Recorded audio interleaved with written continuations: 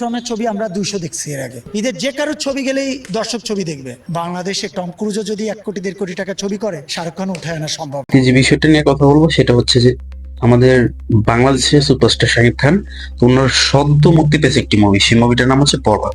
এবং এই সিনেমাটা নিয়ে কিন্তু অনেক জল্পনা কল্পনা, বিভিন্ন রকম রিউমার ইটিসিটিসি কিন্তু আছে।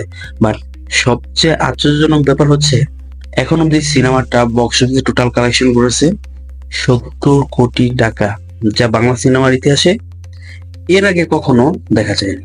বাংলাদেশের অন্যতম একজন চিত্রনায়ক যার নাম হচ্ছে জয় চৌধুরী, উনি কিছু আর্গুমেন্ট, কিছু ব্যাড কমেন্টস করেছেন, যেগুলোর জবাব এই ভিডিওতে দেওয়ার ট্রাই করবো। So let's get start the video.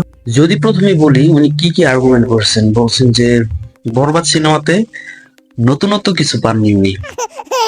Well, এক একজনের ডিস্ট্রিবিউশন, এক একজনের ভালো লাগা খারাপ লাগা, তার পার্সোনাল ম্যাটার, এটা হতেই পারে, ডাজেন্ট ম্যাটার, এটা আমি পজিটিভলি নিই।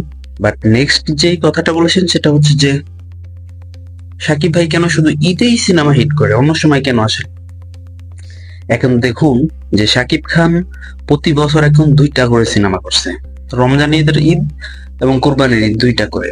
এখন যদি সাকিব খান বছরে 6টা বা 7টা সিনেমা করে, তাহলে কি এই সিনেমাগুলার কোয়ালিটি অত ভালো হবে?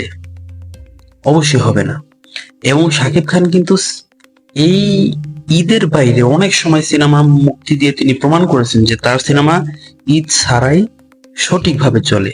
তো সেই ক্ষেত্রে বলা যায় যে ঈদের জন্যই সাকিব খানের সিনেমা চলছে, এমন কমেন্টস গুলো আমরা কখনো অ্যাকসেপ্ট করতে পারবো না।